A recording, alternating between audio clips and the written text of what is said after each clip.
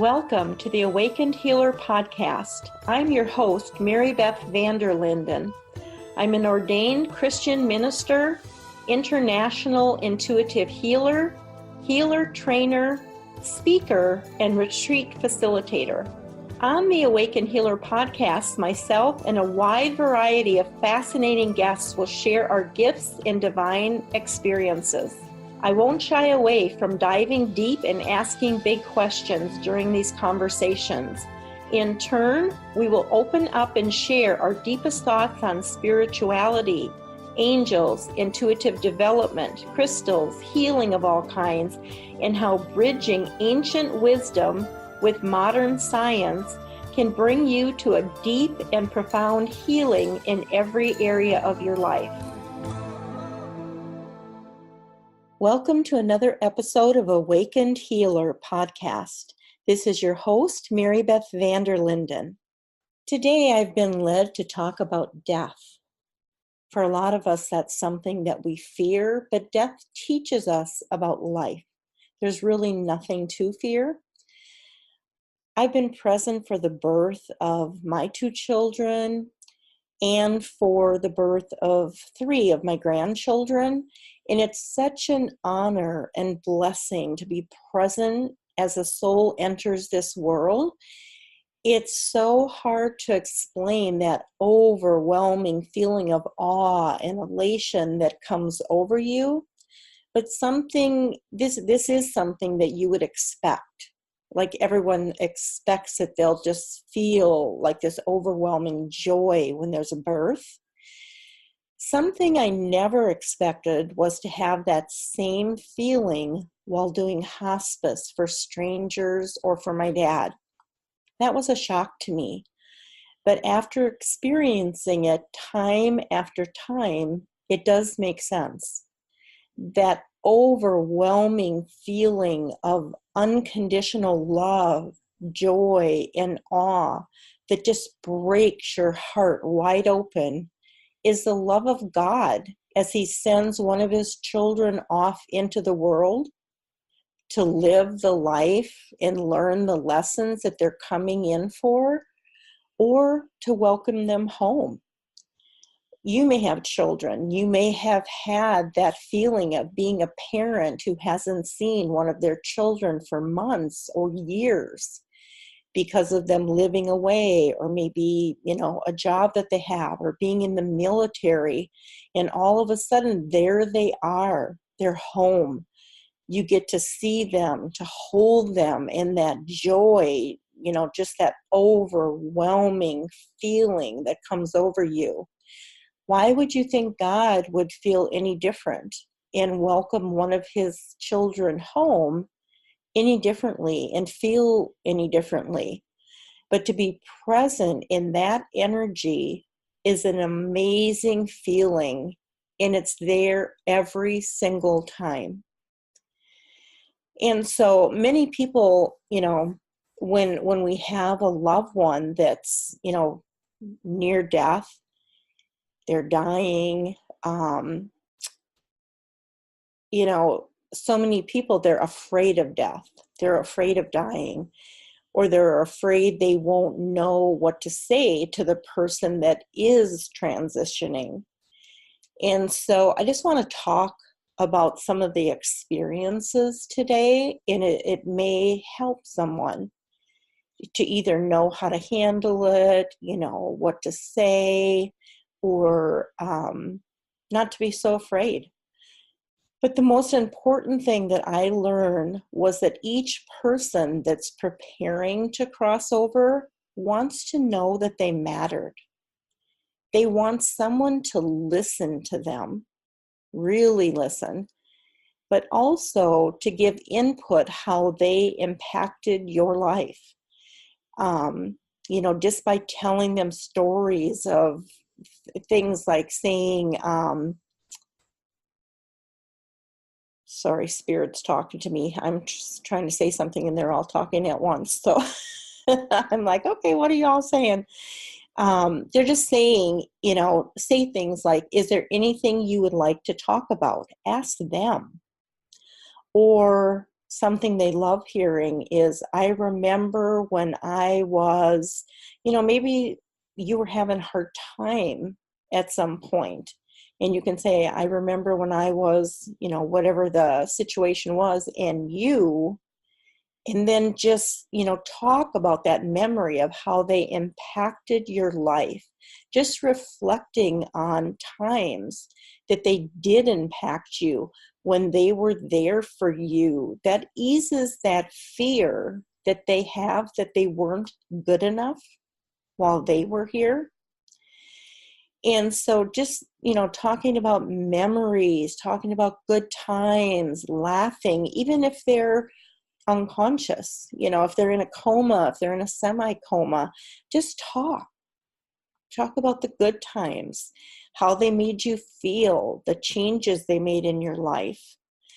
I remember when my dad was transitioning and he was in a semi-coma, and an overwhelming feeling came over me to tell him what a wonderful choice the neighborhood he chose to build our house in was, and to talk about what a wonderful childhood us kids had. There were 5 of us, and how I couldn't have grown up in a better area with the schools right down the street, the pool, the track, the football field, all the skating rinks that were nearby, sledding hills, being able to walk to the mall, and then later as I got older to be able to walk there to work.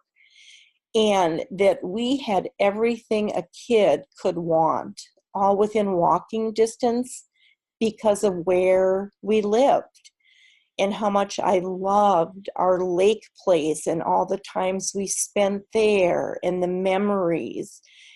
And even though he was in a semi-coma, I watched his face. And as I went over one memory after the other, the smiles that would come across his face, or the tears that would roll down his cheek. And so I knew that he was hearing everything that I was saying, and it made him so happy to hear he provided us with a great life. Those hours in the middle of the night as he was transitioning, when everyone had left, were so precious and something I wouldn't give up for anything. Sorry.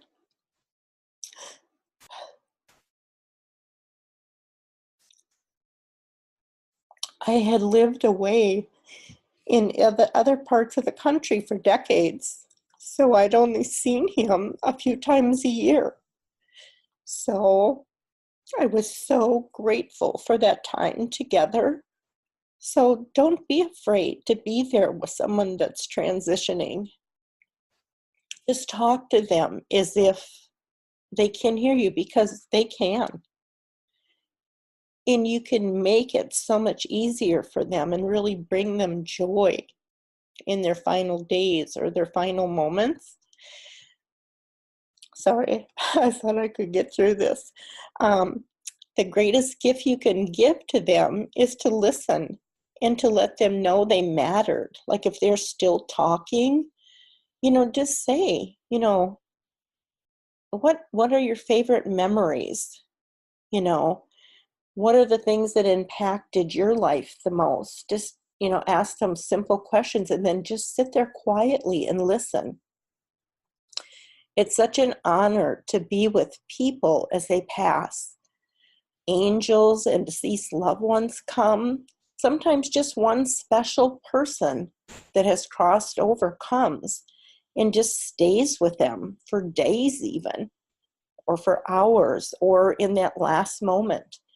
Someone that brings that person, joy and helps them get ready to cross over in peace.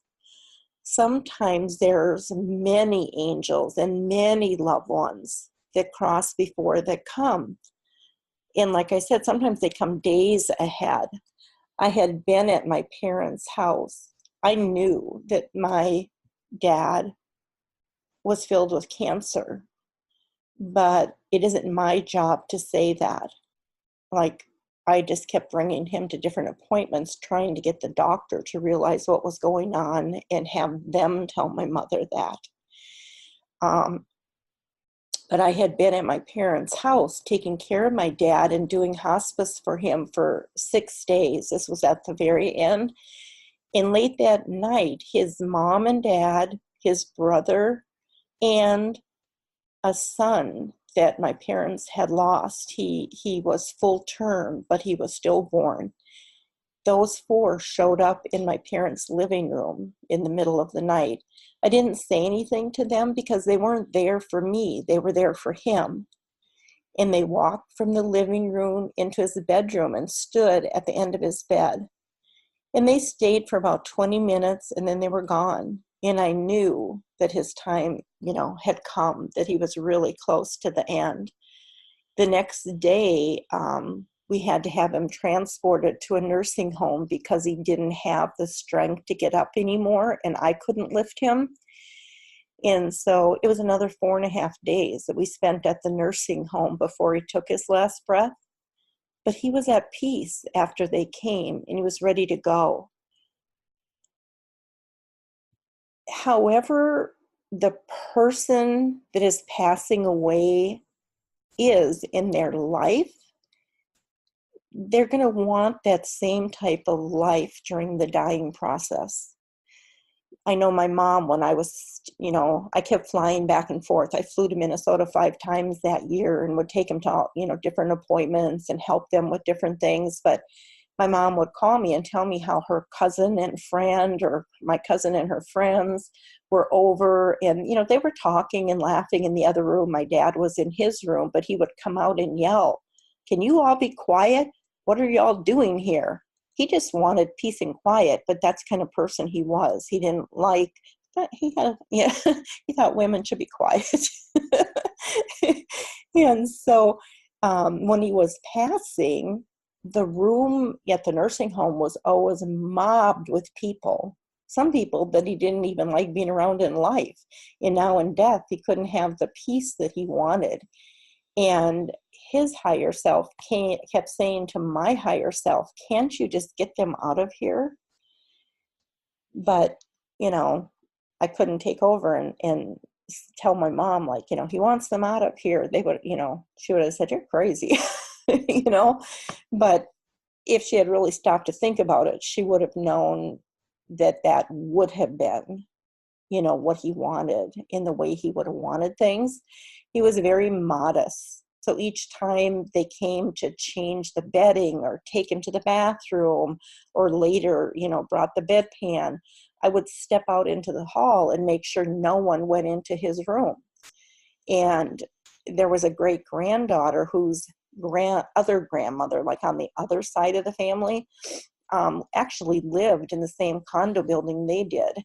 And she worked at that nursing home. And just as they were in there changing him or helping him, she came and she was going to push past me and open the door. And I just said, "No." And I said, "They're changing him." And she goes, "Well, I work here." And I go, "You're not on duty. You're not his nurse. He would never want you or other people he knew to be in that room when they're changing him. You're not going in there." And so you really want to be an advocate for that person, whatever they were like in life, have that respect for them and make sure as much as you can to advocate for them and keep things the way they would have wanted it, not the way you want it. He would have been absolutely mortified to know that someone that knew him was in the room when they were changing him. And so respect the kind of person that they are.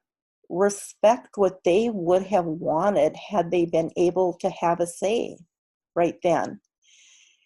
And even though he was getting close to being in a semi-coma, his higher self said to my higher self, I heard it clear as day after I sent her away, "Thank you. She had no business in here, no place in here, And so, even though he was in a total different room, he knew what had happened out in that hallway and appreciated it. And so know that they know what's going on. Just because you want every Tom, Dick, and Harry they ever knew to be called and invited to come and say their goodbyes, is that what they would have wanted? You want to do what would have made them happy, not what makes you happy or what you feel you need at the time. Maybe you feel you need like everybody you've ever known around you, supporting you and everything, but is that what they would have wanted? When you're an advocate for someone, it's your job to choose what they would have wanted. Are they the type of person that liked like one-on-one conversations? If so, just allow one person in the room at a time. Give that person 5 minutes with them so they can have that last final one-on-one conversation. And again, even if they're in a semi-coma, even if they're in a coma, allow that person time to go in and have a few minutes to tell them what they meant to them, because they do hear. And another thing is, even when they have Alzheimer's or dementia, they still know what they want, and you want to respect that.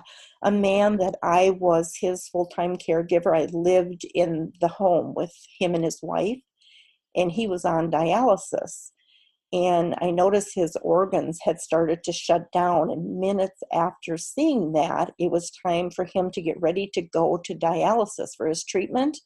And he'd always he was just the sweetest man and always real happy-go-lucky and okay, I'll get my jacket. But he said, I don't want to go. I'm done. Well, even though he had dementia, he knew he was beginning to transition and that he didn't want to do it anymore.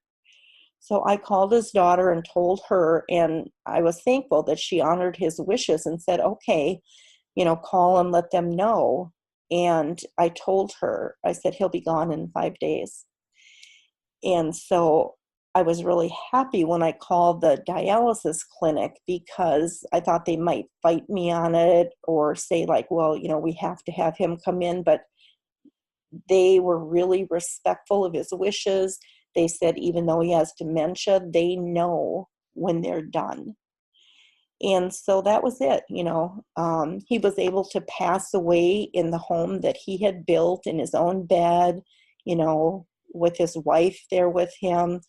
The night before, there was a woman and a man in his bedroom, and he introduced them to me. Even with dementia, he knew, and he said to me, you never met my mom or brother, did you? And I said, like, no. I didn't say to him, well, they passed away way before I ever knew you. I just said, no, I haven't. And so I greeted them just like I would as if they were, alive, because to him they were. And then I said, I'll leave you all to visit. And I stepped out of the room, and I heard him talking in there for about 10 minutes. And then it was quiet. And I went and checked on him, and he was asleep. He was taking a nap. And that was about 10 p.m. at night, right before I put his wife to bed. And I checked on him off and on through the night, knowing that by morning he would have passed over. And 5:20, he crossed over. And when I went into his room, his arm was raised up, reaching towards the sky, towards the side of his bed. And he had a smile on his face. And just knowing that you'd allowed this man to pass away in the place where he would have, wanted to pass away, in that home that he built, that he had a great life in everything right up till the end, was such a blessing and honor to be a part of that. And I said to him, even though he was already gone, I said, it was such an honor caring for you. Godspeed. And they hear that. Even if they've passed, they can hear you. The people with dementia hear you. The people that are in a coma hear you. People that have just crossed over, or have transitioned for a long time, they hear you. Go ahead and say what you want to say to them. You may be devastated because you didn't get there in time. You feel like, oh my gosh, I wasn't there to say goodbye. Yes, you can still say goodbye, and they'll hear you. And it's just such a beautiful, sacred time that don't be afraid. If you get the chance to go sit with somebody, be with someone as they're passing, it's a blessing. It's an honor. It's a sacred time between you and them. The other thing that they really want us to know is once they've crossed over, that they're okay. And, they do their best to give us signs and messages to bring us peace. And that's a whole other show. But for this man, he adored his wife, and they had been married 63 years. And the next morning, I saw that this heart magnet he had given her that was always on the freezer, now it was down on the refrigerator. And I was talking to their daughter and told her, and she said, oh, it must have slid. And I said, no, it can't. There's a 3-inch gap between the freezer and the refrigerator. It would have had a jump. And she said, oh, that's my dad, letting my mom know he's okay and that he's still with her. And I said, exactly. They do what they can to let you know, hey, everything's good. So they'll always give signs that they made it, that they're still there with us. So listen, share stories, respect who they are when making decisions for their final care. I hope this has brought some peace to you and answered some of your questions. I could go on for days with all the different people that I've done hospice for and the stories, but they're fine. They're just fine. And you have a blessed and wonderful day. I would like to spend more time together, and if you would like that, I do have a 3-hour training coming up called Awakened Healer Boot Camp. So to learn more about it, you can go to my website, spiritledhealinginstitute.com/bootcamp. And I hope to see you there, virtually, that is. It'll be a virtual boot camp. Have a wonderful day. Bye-bye. Thank you for joining me on the Awakened Healer podcast. Did you enjoy the show? If yes, please subscribe and give me 5, on a review that is, on iTunes or wherever you get your podcasts. Leave a review or your comments and let me know what you loved or would love to learn about on future shows. We all need encouragement, including me. Find out more information on my website at spiritledhealinginstitute.com. Be blessed, and remember, if you're good with you and good with God, you're good.